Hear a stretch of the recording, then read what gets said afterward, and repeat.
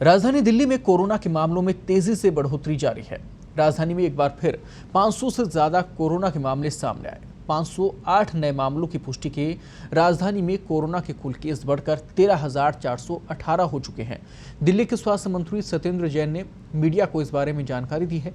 सत्येंद्र जैन के अनुसार पिछले 24 घंटे में किसी भी कोरोना पीड़ित की मौत नहीं हुई है। स्वास्थ्य मंत्री ने यह भी बताया कि पिछले 24 घंटे में दिल्ली में 508 कोरोना को जो नए मामले हैं वो सामने आ चुके हैं।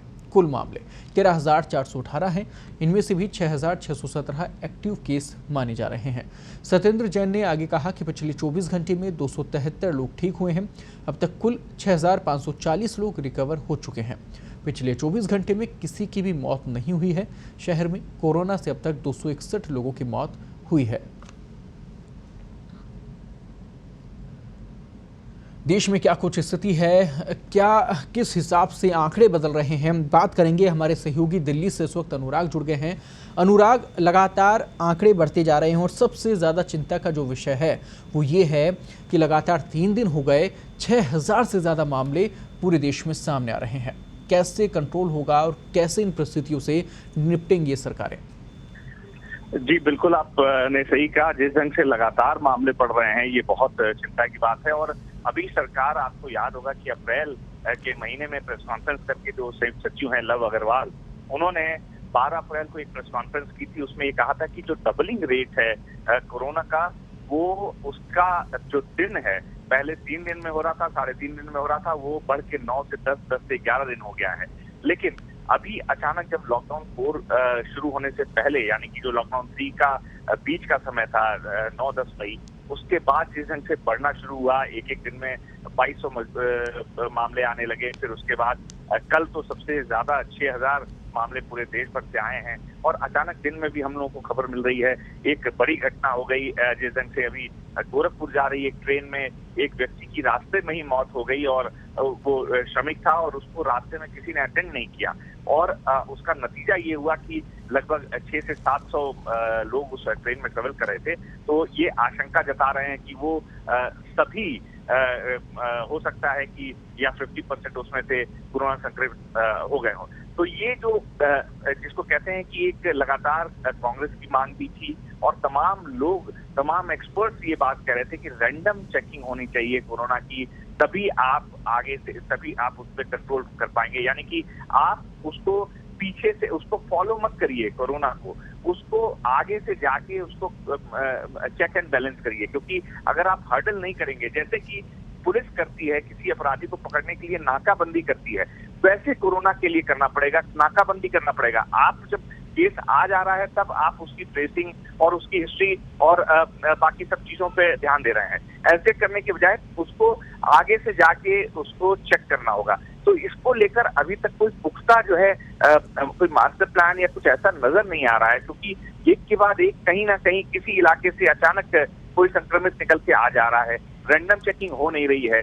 जैसा कि एक मॉडल तमाम राज्यों ने ये बात कही थी, भीलवाड़ा की बात कर लें या केरला सरकार लगातार बात कर रही थी, या कई अन्य इलाकों में भी ये कहा जा रहा था कि रैंडम चेकिंग जो मेडिकल एक्सपर्ट्स की टीम है, वो अलग अलग मोहल्लों में जो बफर जोन की जिसकी बात एक उठी थी, और बफर जोन और कंटेनमेंट जोन बनाया भी गया था 17 मई को, उस बफर जोन में जो रैंडम चेकिंग की बात थी कि डोर टू डोर जाकर सैंपल लेना, या एक जिन क्षेत्रों में आशंका हो उसकी रैंडम जाके चेकिंग करना, वैसा अभी कोई विजिबल कोई बड़ा मामला दिख नहीं रहा है, कोई बड़ी प्लानिंग दिख नहीं रही है।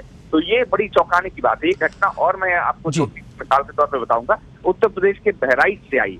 उत्तर प्रदेश का बहराइच एक ग्रीन जोन था। अचानक वहां पे मात्र 11 मरीज थे। अचानक एक दिन सडनली 121 मरीज हो जाते हैं। अब आप सोचिए, अगर वहां पे प्रशासन या स्वास्थ्य मंत्रालय या वहां की चिकित्सा मंत्रालय रैंडम चेकिंग करते रहते कि जो प्रवासी आए हैं उनकी चेकिंग हो जाती, थर्मल स्कैनिंग हो जाती, उनको क्वारंटीन किया जाता, तो ये शहर में नहीं व्याप्त हो पा जाता। ऐसे ही वॉल सिटी में अनुराग, ये वो मामले हैं जिनकी स्क्रीनिंग हो गई और जांच हुई तो वो कोरोना पॉजिटिव आ गए। लेकिन आप ये समझिए कि करोड़ों लोग ऐसे हैं जिनकी आज तक ना जांच हुई, ना ही वो जांच के लिए पहुंचे हैं, चाहे उनके पास सिम्टम उन्हें नजर आ रहे हों, चाहे खांसी हो, बुखार हो, जुकाम हो, ऐसे लोग जांच के लिए नहीं पहुंच रहे। करोड़ों लोग अभी भी ऐसे हैं। तो कैसे गारंटी ली जाती है कि कोरोना संक्रमण जो है वो इन जांच के दायरों से या इस प्रकार जो जांचें इस वक्त हो रही हैं उनसे ये कोरोना की जो जंग है वो हम जीत पाएंगे? कैसे कैसे संभव हो पाएगा?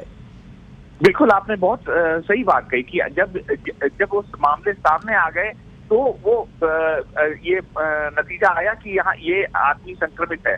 अभी मैं आपको कुछ और दिल्ली और एनसीआर की घटना बता दूं। एक बड़े मीडिया हाउस की बात करूं या कुछ और भी बात करूं तो उसमें एक व्यक्ति को संक्रमण हुआ, वो लगातार कार्यालय जा रहा था अपने, और आप सोचिए कि थर्मल जो स्कैनर है, बॉडी टेम्परेचर जो लेता है, उससे लगातार उस गेट पे खड़े व्यक्ति रोज उसका टेम्परेचर ले रहे थे, लेकिन उसके संक्रमण को डिटेक्ट नहीं कर पाए।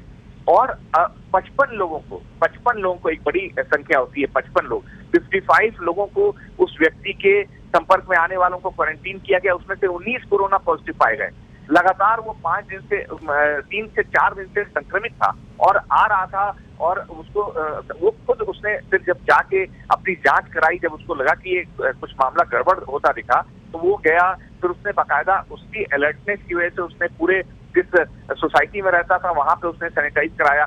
तो खुद अवेयरनेस की वजह से वो हुआ, लेकिन तब तक 19 लोग कोरोना पॉजिटिव हो चुके थे। बिल्कुल। तो अब आप सोचिए, थर्मल स्कैनिंग या जो इनकी व्यवस्थाएं हैं वो भी नाकाम साबित हो रही हैं। तो इसलिए ये जो आपने बात उठाई कि अचानक ये जो मामले आ रहे हैं सामने निकल के, जब आ जा रहे हैं सामने फ्रंट पे, इसको रोकने के लिए अभी तक कोई ठोस कोई प्लानिंग, ये सबसे बड़ी समस्या ये है कि इतने दिन हो गया। ऐसा नहीं है कि अभी ये 1 हफ्ते हुआ या 10 दिन हुआ, इतना पुराना मामला हो गया, इतने दिन से हो गया, 3 महीने हो गए, अभी तक कोई ठोस एक प्लानिंग इसको चेक करने की। क्योंकि अभी जो रिजल्ट है, अगर 15-17 लाख में इतने मामले आए हैं, 1.5 लाख से ऊपर टच करने वाले हैं, तो आने वाले समय में जो कि एक्सपर्ट्स जो आशंका जता रहे हैं, सबसे बड़ी चिंता की बात यह है कृपा जी की, मैं आपको बता दूं कि जून और जुलाई का महीना है। अभी आज रेड अलर्ट घोषित कर दिया है मौसम विभाग ने दिल्ली और एनसीआर को। यहाँ पे इतनी भयंकर भीषण गर्मी पड़ रही है, कई इलाकों में पालम शहर पे 45 डिग्री सेल्सियस टेम्परेचर हुआ है। तो अब दोहरी मार पड़ने वाली है, जो लोग सड़क पर हैं और जो लोग कोरोना से संक्रमित हैं, क्योंकि लोग बता रहे हैं कि इसमें और वो एक्सीड कर रहा है, घट नहीं रहा है।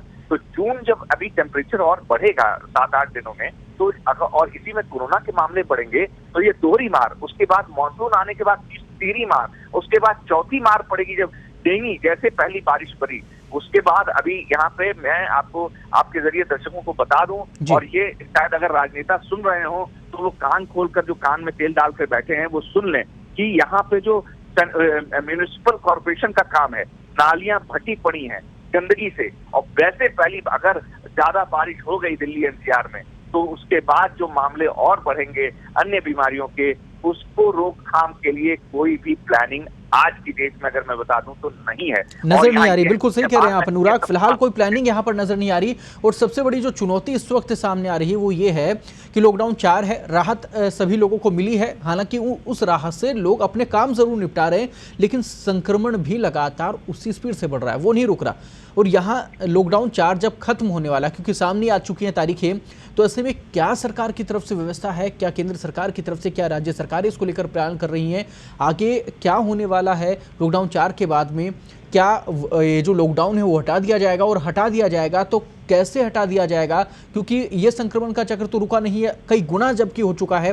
तो यहाँ पे स्ट्रेटेजी क्या है देश में इन स्थितियों को लेकर, जो इस वक्त स्थिति हो रखी है, ऐसे में बड़ा कदम यहाँ उठाने की जरूरत है।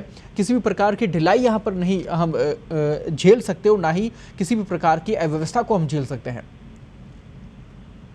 जी बिल्कुल, आपने सही कहा। एग्जिट प्लान को लेके, लॉकडाउन के एग्जिट प्लान को लेके, अब ये देखिए जो सामने तस्वीरें आ रही हैं, अगर ये एग्जिट प्लान है तो ये बड़ा भयावह एग्जिट प्लान है, ये बड़ा खतरनाक एग्जिट प्लान है, ये जानलेवा एग्जिट प्लान है। अगर लॉकडाउन का एग्जिट प्लान ये है कि आप ढिलाई दे रहे हैं, और जैसे जैसे ढिलाई दे रहे हैं मरीजों की संख्या बढ़ती जा रही है, आपके पास वेंटिलेटर्स नहीं है, आपके पास सुविधाएं नहीं है, और मामला जो है और बढ़ता जा रहा है, और अन्य बीमारियों का खतरा उत्पन्न होता जा रहा है। दूसरा सबसे बड़ी बात है कि आप तमाम चीजें छूट दे रहे हैं। इसके बाद सबसे बड़ी बात है, जिस दिन से केंद्र और राज्यों के बीच में राजनीति शुरू हो गई है, वो सबसे बड़ा घिनौना चेहरा जो है बिल्कुल। नेताओं का और राजनीति का निकल के आ रहा है। अब आप देखिए जिस ढंग से कल से पेन को लेकर तमाम सुविधाएं शुरू हो गई। मेट्रो 3 से 4 दिन के अंदर दिल्ली में चलने वाली है। कल ईद के बाद से कभी भी ऐलान कर सकता है गृह मंत्रालय कि मेट्रो संचालित कर देंगे। 1 जून से और ऑफिसर्स की संख्या बढ़ा देंगे।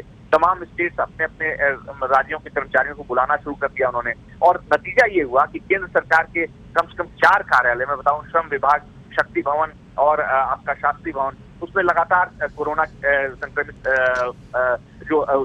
मामले हैं वो बढ़ते जा रहे हैं। पुलिस में संक्रमित के मामले बढ़ते जा रहे हैं। जेलों में रोहिणी 3 जो एक जेल है, मंडोली, रोहिणी और तिहाड़ जेल, वहां पर लगातार मामले बढ़ रहे हैं। अब आप सोचिए, आज जेलों के अंदर 40 से ज्यादा संक्रमित मरीज हो गए हैं और उनके वार्डन और उनके अधिकारी संक्रमित हो गए हैं। तो अगर ये एग्जिट प्लान ये है तो ये बड़ा खतरनाक है, क्योंकि अब इसके बाद अब वापस हटने का सवाल नहीं है। केंद्र सरकार आगे बढ़ चुकी है। केंद्र ने राज्यों को दे दिया, राज्यों ने सीएम को दे दिया है कि बफर जोन निर्धारित करिए। लेकिन सवाल ये उठता है, और उसके बाद यही नहीं, एक और सबसे जो खतरनाक पहलू ये है कि इस पर राजनीति भी शुरू हो गई है। गृह मंत्रालय जिस ढंग से टारगेट कर रहा है, सरकारों से पूछ रहा है कि आपने लॉकडाउन में ढिलाई कर दिया, तो अब ये भी अभी मामला बढ़ेगा। एक दूसरे पर जो आरोप प्रत्यारोप का है सिलसिला, वो भी शुरू होने वाला है, क्योंकि मामले बढ़ेंगे। जी बिल्कुल अनुराग, आप सही कह रहे हैं, राजनीति जरूर शुरू हो गई है। बचाव की बात बाद में नजर आ रही है, अब इस पूरे विषय को लेकर राजनीति भी शुरू हो गई। बहुत बहुत धन्यवाद आपका।